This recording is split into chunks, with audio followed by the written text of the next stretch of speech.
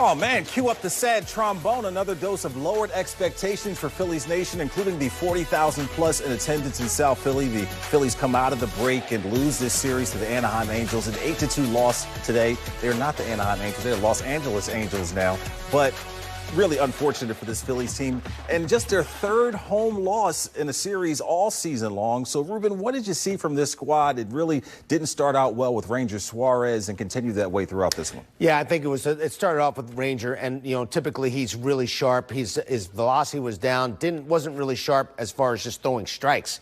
I saw that typically he's got very good arm action on his changeup. Couldn't find the strike zone on that changeup and amongst a bunch of pitches. 100 pitches, only 58 strikes today, almost a 1-to-1 ratio strikes to balls, and that is not a typical outing for Ranger. A little bit of a concern because he had some break, but he wasn't sharp because of the break, perhaps. We'll see how it all pans out at the end. But Soriano did a heck of a job against the Phillies, and, you got to give him some love, too, because that guy was nasty. Yeah, Jose Soriano outdueled Ranger Suárez, who gets the loss here. Not the Ranger we have come to expect, but part of the reason why Ranger wasn't as sharp because Taylor Ward came calling in that second inning. It's the electrifying moment brought to you by Toyota.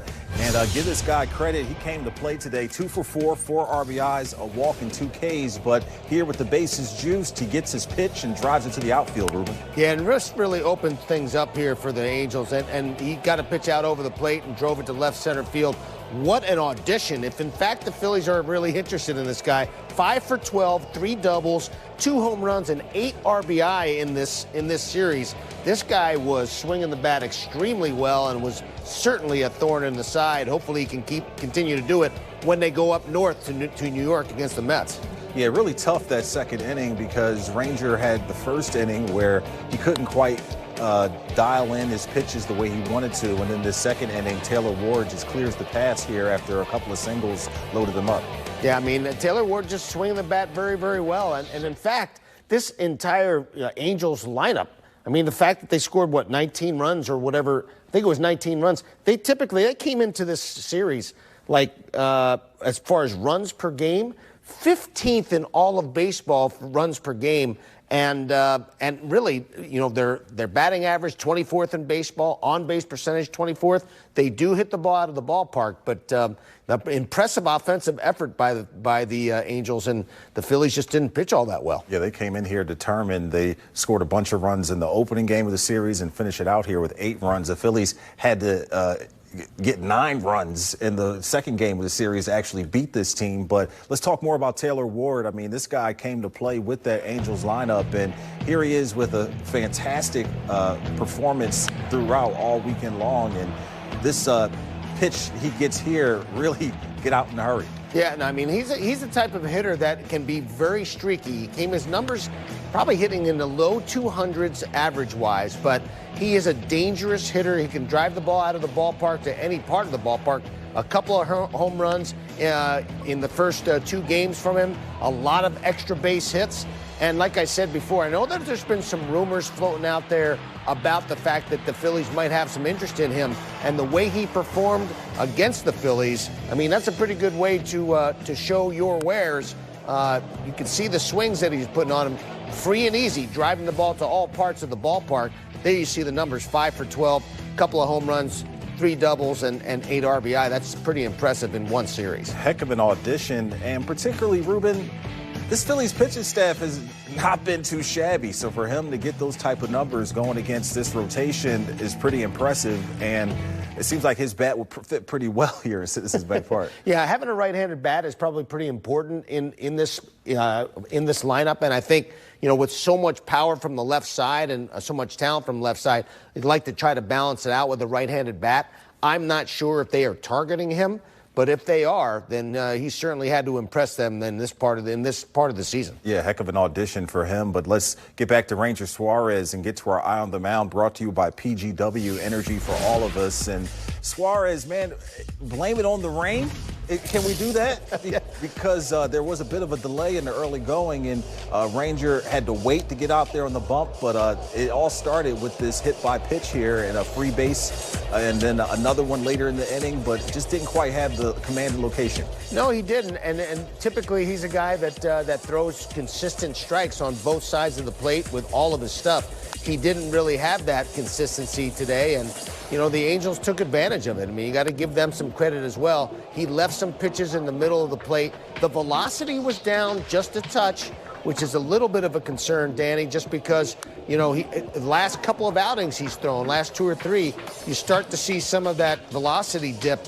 And that's a concern because you saw that happen in the second half last year. Hopefully that's not a trend that we're going to see often, because when he's sharp, he's one of the best left-handers in baseball, and he's been running off some consistent games over the last, 2 months.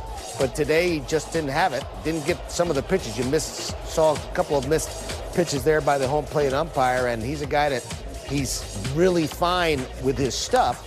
So he's got to get pitches or he's going to get serious damage like this double by Taylor Ward.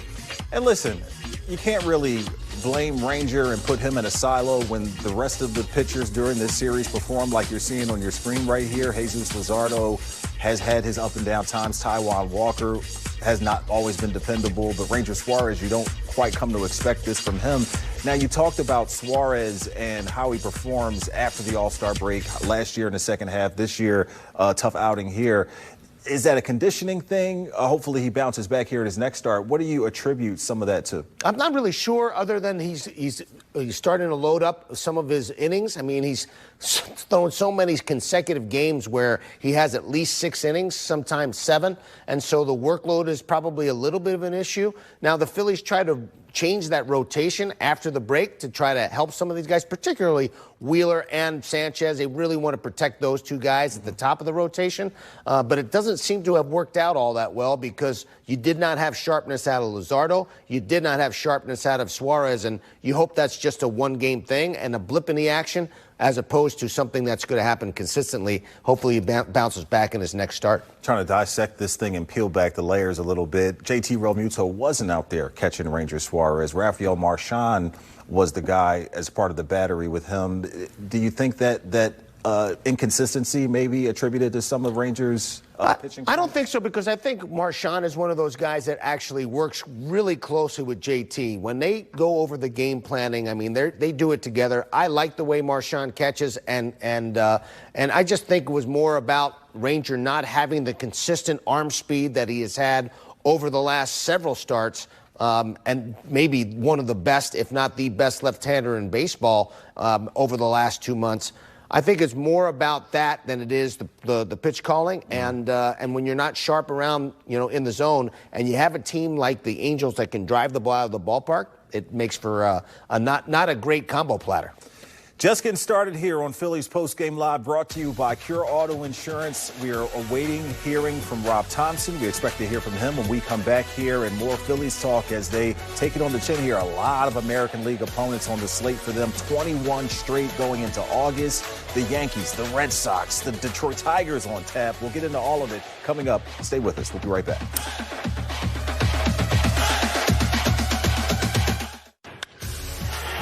Phillies Postgame Live is presented by Cure Auto Insurance. See how much you can save at Cure.com.